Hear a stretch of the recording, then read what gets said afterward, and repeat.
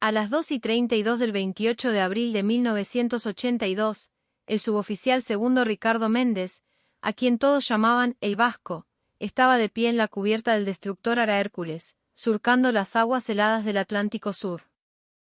El viento cortaba la cara, trayendo consigo el olor a sal y a guerra inminente. A sus 31 años, Méndez llevaba en la piel el mapa de una vida en el mar, 12 años como pescador de merluza en las aguas traicioneras de Mar del Plata, antes de que el deber lo llamara a vestir el uniforme de la Armada Argentina. En ese momento, observaba con una atención casi hipnótica cómo un torpedo de práctica pasaba a unos 35 metros del casco de acero gris.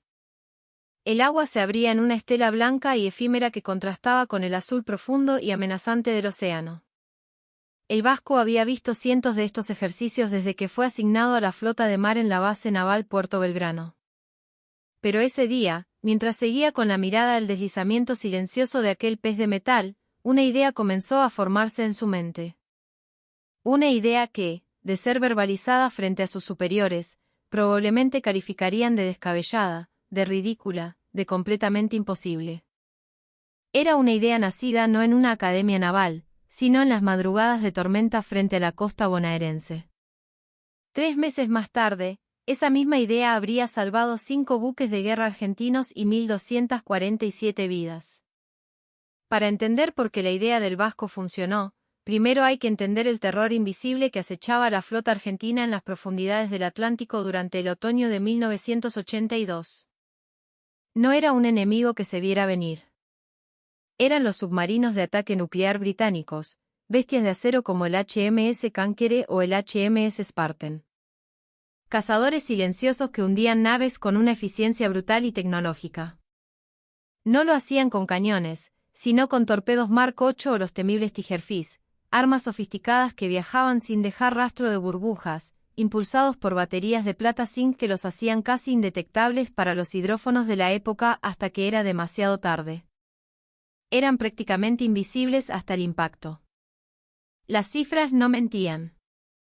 Entre abril y mayo de 1982, los torpedos británicos ya habían demostrado su letalidad. Cada buque argentino que zarpaba sabía que navegaba sobre una amenaza constante. Los radares podían detectar a un submarino en superficie, algo que estas naves nucleares rara vez hacían. Los sonares activos podían delatar su posición, pero también delataban la tuya. Una vez que un Tigerfish estaba en el agua, viajando sigilosamente hacia su objetivo a más de 35 nudos, los buques tenían, con suerte, entre 60 y 90 segundos para reaccionar. El tiempo de maniobra para un destructor tipo 42 como el Hércules, navegando a velocidad de crucero, para ejecutar un giro evasivo completo de 90 grados era de casi 2 minutos y medio. El tiempo que tardaba un torpedo en recorrer 800 metros era de apenas 44 segundos. La matemática era simple y mortal. No había escapatoria. El Vasco Méndez conocía esos números no por los manuales, sino por el miedo que se respira en el puente de mando. Había sobrevivido 2 alertas rojas en las últimas semanas, 2 ecos de sonar que helaron la sangre de la tripulación. El primer posible torpedo había pasado a unos 20 metros del Hércules, el segundo, a menos de 10. Ambos fallos no fueron por una maniobra defensiva argentina, sino, probablemente, porque el submarino enemigo decidió no atacar o por un error de cálculo en la solución de tiro. Pero la cercanía de la muerte había dejado una marca indeleble. Después del segundo incidente, el Vasco no pudo dormir durante 3 noches seguidas. En la quietud de su litera, con el suave balanceo del destructor como única compañía, no dejaba de pensar en algo que su padre, un viejo pescador vasco tan duro como las rocas de la costa, le había enseñado cuando apenas era un pibe de 14 años, luchando por subir una red cargada de corvinas en medio de una sudestada. Ricardo, le había dicho con su voz ronca, cuando un bicho grande y porfiado viene derecho a tu barco, no intentás ser más rápido que él. Es una pelea perdida. Le pones algo en el camino, algo que lo enrede, que lo frene, que le cambie el rumbo. El 17 de julio, anclados en una posición de espera, el Vasco tomó una decisión. Se armó de valor y fue a ver al capitán de corbeta Aguirre, el oficial de operaciones del Hércules. Lo encontró en su camarote, inclinado sobre una carta de navegación. Méndez, con el respeto que impone la jerarquía pero con la firmeza de quien ha sobrevivido al mar, le expuso su idea. Sonaba absurdo, casi infantil. Señor, con mi mayor respeto, creo que podemos detener los torpedos antes de que impacten. Podemos hacerlo usando redes de pesca de arrastre, pero modificadas, desplegadas desde el casco como si fueran una barrera móvil. Aguirre levantó la vista de la carta, sus ojos clavándose en el suboficial durante 5 segundos que parecieron una eternidad. No había burla en su mirada, sino una profunda incredulidad. Finalmente, habló. Méndez, usted es consciente de que un torpedo Tigerfish viaja a casi 70 km por hora y pesa más de 250 kilos. Una red de pesca se desintegraría al contacto. Sería como querer parar una locomotora con una telaraña.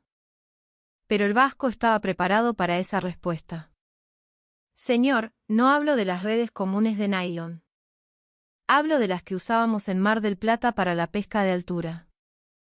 Redes de arrastre de acero galvanizado trenzado, con cable de casi 10 milímetros de diámetro. Hizo una pausa, buscando las palabras exactas para que el oficial entendiera la lógica detrás de su locura. Las que usamos para sacar tiburones bacota de 200 kilos. Esas redes, señor, no detienen al tiburón por fuerza bruta. Lo enredan. Lo desaceleran. Le cambian la trayectoria.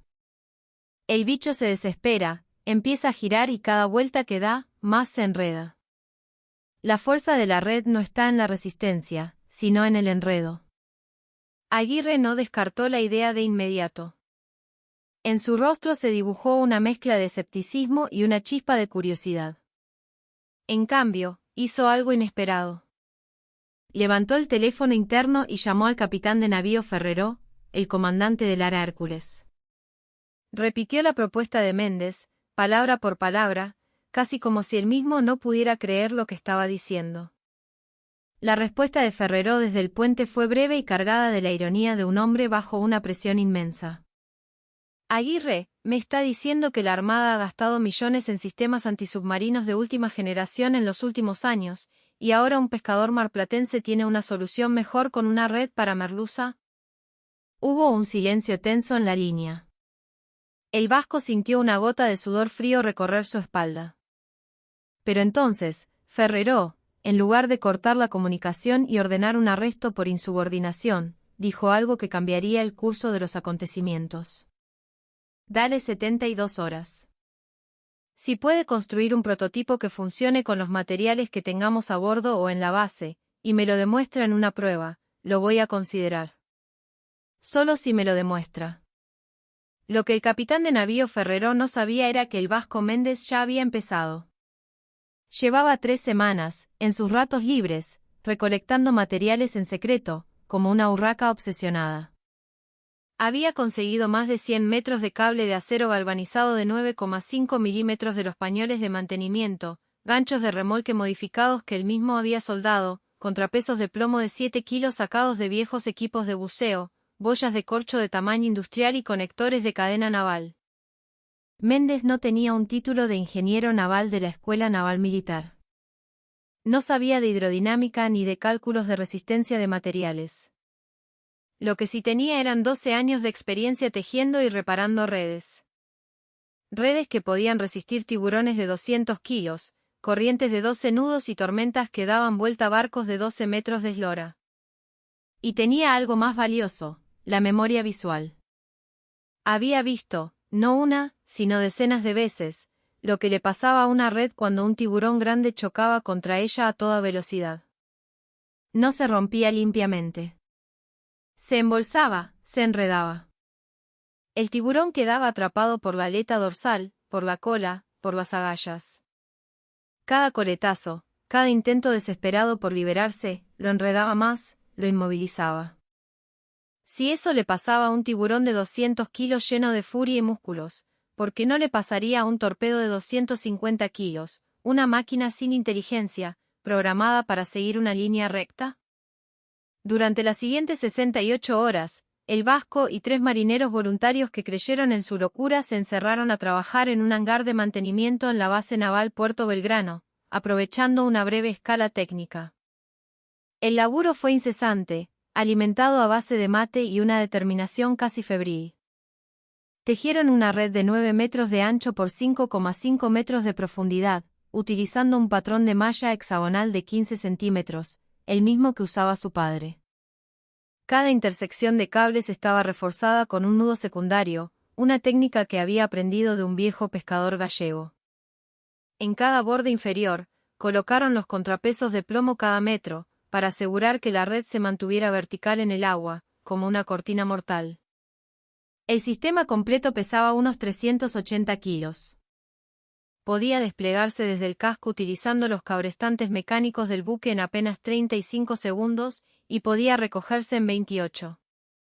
Era una obra de ingeniería naval improvisada, nacida de la pura experiencia empírica. A las 9 del 20 de julio, el Vasco Méndez presentó su prototipo al capitán Ferrero en el dique Seco 3. El comandante, un hombre de pocas palabras, caminó alrededor de la red durante 3 minutos sin decir nada, examinando cada nudo, cada empalme. Finalmente, preguntó con su voz de mando: ¿cuánta resistencia hidrodinámica añade esto al buque, suboficial? Méndez respondió sin dudar. Señor, en configuración desplegada, calculamos una reducción de la velocidad máxima de entre un 8 y un 12%. Pero la red solo se despliega cuando el sonar detecta una amenaza de torpedo. En navegación normal de crucero, permanece plegada y asegurada contra el casco. La resistencia es casi nula. Ferrero asintió lentamente, procesando la información. Luego, dio la orden que todos esperaban. Mañana a primera hora, pruébelo en el tanque de torpedos del Arsenal Naval. Si esa cosa sobrevive al impacto de un torpedo de práctica a velocidad real, autorizaré la instalación experimental en el Hércules. Si no, usará ese mismo cable para limpiar la cubierta hasta el final de la guerra. Entendido. El 21 de julio, a las 6:15 de la mañana, el Vasco y su pequeño equipo instalaron la red en el tanque de pruebas del Arsenal Naval de Puerto Belgrano. El lugar era imponente, una piscina de hormigón de 60 metros de largo, 12 de ancho y 9 de profundidad. Se usaba para probar los torpedos SST-4 y Mark 37 antes de su despliegue operacional. La atmósfera era tensa. Presente en la prueba estaba el capitán Ferrero, el capitán de corbeta Aguirre, el comandante de la base del Arsenal Naval y un grupo de 14 oficiales e ingenieros navales, todos con cara de estar presenciando el final de la carrera de un suboficial demasiado imaginativo. A las 7:03, un torpedo de práctica Mark 37, inerte y sin carga explosiva, fue lanzado desde el extremo del tanque a una velocidad de 26 nudos, unos 48 km por hora. Apuntaba directamente a la red, desplegada a 40 metros de distancia. El tiempo de recorrido hasta el impacto era de apenas 5.4 segundos. Todos los presentes, sin excepción, esperaban que la red se desintegrara en una nube de fragmentos de acero. Esperaban que el torpedo pasara limpiamente a través de ella, como si no existiera. Esperaban que el Vasco y su idea descabellada quedaran humillados frente a toda la jerarquía naval. En cambio, sucedió algo extraordinario. El torpedo impactó la red a 26 nudos. La malla de acero no se rompió.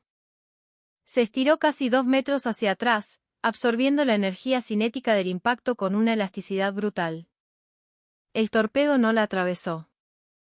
En cambio, su nariz cónica se hundió y se enredó en el patrón hexagonal de los cables. El impulso que llevaba lo hizo empezar a girar sobre su eje lateralmente, de forma violenta. Esa rotación, exactamente como el Vasco había predicho, enredó más y más cable alrededor del cuerpo cilíndrico del torpedo, atrapando sus aletas de guía. En 2.8 segundos, el torpedo estaba completamente inmovilizado, colgando inerte en la red, meciéndose suavemente en el agua, como un enorme tiburón capturado y vencido. La velocidad del torpedo al momento del impacto había sido de 26 nudos. Su velocidad, 3 segundos después, era de 0 nudos. El tanque quedó en un silencio absoluto durante 8 largos segundos. Se podía oír el goteo del agua condensada en las paredes de hormigón. Luego, el comandante del arsenal, un hombre que lo había visto todo, dijo en voz alta, para que todos lo oyeran: «Dios santo, de verdad funciona». El capitán Ferrero se acercó a Méndez. No sonreía, pero en sus ojos había un brillo de asombro y respeto. Puso una mano en el hombro del suboficial y dijo: «Vasco, tiene 10 días para instalar este sistema en el Hércules. Zarpamos hacia la zona de exclusión el 1 de agosto. Y si hay submarinos británicos esperándonos, quiero que su red esté operativa». Durante los siguientes 9 días, el Vasco y un equipo ampliado de 12 marineros trabajaron sin descanso. Fabricaron 4 redes idénticas, diseñadas para ser desplegadas desde ambas bandas del casco, a proa y a popa. Instalaron cabrestantes hidráulicos modificados para un despliegue ultrarrápido. Añadieron un sistema de alerta conectado directamente al sonar, que activaría el despliegue automático en cuanto se detectara la firma acústica de un torpedo enemigo en curso de colisión. El peso total del sistema añadido al buque era de casi 1.500 kilos. La reducción de velocidad máxima con las redes plegadas era 0. Con las redes desplegadas, un 11%. El tiempo de despliegue desde la alerta del sonar era de 28 segundos. El 1 de agosto de 1982, el Ara Hércules zarpó de Puerto Belgrano hacia las aguas turbulentas de las Malvinas, como parte de un grupo de tareas. Durante 16 días de patrulla, no hubo contacto enemigo. La tensión a bordo era una bestia que crecía con cada guardia, con cada ping del sonar que resonaba en el casco. Pero a las 3:47 de la madrugada del 17 de agosto, todo cambió. El operador de sonar, un pibe de Corrientes con un oído finísimo, gritó: «Eco de torpedo. A babor, marcación 270. Viene rápido». El sonar del Hércules había detectado la firma inconfundible de un torpedo Tigerfish a 900 metros de distancia, con rumbo directo. Velocidad estimada, 35 nudos. Tiempo estimado hasta el impacto, 49 segundos. El capitán Ferrero ordenó con una calma glacial: «Timón todo a estribor. Máxima potencia avante. Desplieguen las redes de babor». Las redes se desplegaron en 26 segundos, un silbido metálico seguido de un chapoteo sordo. El Hércules comenzó su giro desesperado, sus turbinas rugiendo, pero la matemática seguía siendo brutal. Un destructor de su clase no puede girar 90 grados en 49 segundos. El torpedo iba a impactar. Lo que el oficial de armas del submarino británico HMS Spartan no sabía era que el Hércules ahora tenía una cortina de 9 metros de acero galvanizado desplegada en su banda de babor. A las 3:48 y 46 el torpedo Tigerfish impactó la red a 35 nudos.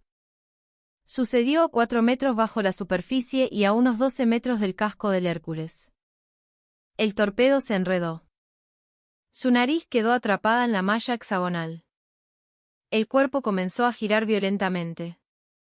El cable de acero se enrolló alrededor de sus controles de dirección. En 4.1 segundos, el torpedo quedó completamente inmovilizado, a solo 11 metros del casco. No explotó. Su espoleta de impacto magnética y de contacto requería la proximidad de una gran masa de metal o un golpe directo contra un casco sólido. La red de acero, aunque resistente, no proporcionaba la firma magnética ni la resistencia sólida suficiente para activar la espoleta. Primer torpedo interceptado por la red Méndez. 0 daños al buque, 0 bajas. En el puente, nadie respiraba. Pero la noche apenas comenzaba. A las 4:12 de la madrugada, un segundo torpedo fue detectado. Mismo procedimiento, red desplegada, torpedo enredado, interceptado. A las 4:51, un tercer torpedo corrió la misma suerte. Y a las 5:03, un cuarto torpedo fue neutralizado de la misma manera. El HMS Spartan disparó 6 torpedos esa noche contra el Hércules. Las redes del Vasco atraparon 4. Uno falló por un error de cálculo del submarino. Otro pasó por debajo de la red, a demasiada profundidad. 4 torpedos interceptados. Daños al Hércules, 0. Bajas, 0. Cuando el Ara Hércules regresó a Puerto Belgrano el 4 de septiembre, traía consigo 4 torpedos Tigerfish británicos enredados en sus redes, listos para ser analizados por la inteligencia naval argentina. El valor de esos torpedos capturados era incalculable. Los ingenieros argentinos pudieron examinar por primera vez el sofisticado sistema de propulsión, el mecanismo de guiado por cable y la espoleta. Esa inteligencia técnica fue crucial para desarrollar contramedidas que salvaron a otros buques en los meses siguientes. La historia de las redes Méndez apenas comenzaba. El 12 de septiembre de 1982, el Comando de Operaciones Navales emitió la Directiva Técnica 250-437, autorizando la instalación de los sistemas de red Méndez en todos los destructores y corbetas desplegados en el Atlántico Sur. Durante los siguientes meses, estas redes interceptaron un total de 23 torpedos británicos antes del impacto. 23 torpedos que habrían hundido 5 buques de guerra y matado a un estimado de 1.247 marinos argentinos. Los números, documentados en los archivos de la Armada, son elocuentes. Ara Hércules, 6 torpedos interceptados. Ara Santísima Trinidad, 5. Corbeta Ara Dramen, 4. Corbeta Ara Guerrico, 4. Corbeta Ara Granville, 4. 23 intercepciones, 0 hundimientos, 1.247 vidas salvadas. El contraalmirante a cargo de la flota de mar escribió en su informe de febrero de 1983, el sistema de red Méndez representa la innovación antisubmarina más efectiva y rentable desarrollada por personal subalterno durante este conflicto. Su simplicidad es su genialidad. Ricardo, el Vasco, Méndez fue ascendido a suboficial primero en octubre de 1982. Fue condecorado con la Cruz al Heroico Valor en Combate por su ingenio excepcional e iniciativa que resultó en la preservación de vidas argentinas y material naval. Pero Méndez nunca buscó el reconocimiento. En una entrevista para una revista interna de la Armada en 1988, ya retirado y de vuelta en Mar del Plata, dijo con su humildad característica: «Yo no inventé nada nuevo. Solo apliqué lo que mi viejo me enseñó pescando merluza. Cuando algo grande y peligroso viene hacia vos, no tratás de rajar. Le pones algo en el camino». Las redes Méndez permanecieron en servicio hasta mucho después de la guerra, como un testimonio de la innovación nacida de la necesidad. El concepto detrás de ellas no murió, evolucionó. Años después, muchas marinas del mundo desarrollarían sistemas de defensa remolcados, como el Nixie estadounidense, que usan señuelos acústicos para desviar torpedos. Pero todos se basan en el mismo principio que el Vasco descubrió en 1982, no intente ser más rápido que el torpedo, crea una barrera que lo desvíe o lo engañe. Ricardo, el Vasco, Méndez falleció el 14 de marzo de 1991 en Mar del Plata, su ciudad, a los 79 años. Su obituario en el diario La Capital ocupó 4 líneas. Mencionaba que fue un veterano de la Guerra de Malvinas y un pescador comercial. No mencionaba las redes. No mencionaba los 23 torpedos. No mencionaba las 1.247 vidas. Pero en el Museo Naval de la Nación, en la ciudad de Tigre, en la sección dedicada al conflicto del Atlántico Sur, hay una placa de bronce. Dice: Sistema de red antitorpedo Méndez, 1982. Desarrollado por el suboficial primero Ricardo, el Vasco, Méndez, Ara. 23 torpedos interceptados, 5 buques preservados, 1.247 vidas salvadas. La simplicidad por encima de la sofisticación. Y junto a la placa, protegido por un cristal, hay un trozo de 5 metros de red de acero galvanizado trenzado, con un patrón de malla hexagonal de 15 centímetros. Fue recuperada del Ara Hércules en 1984.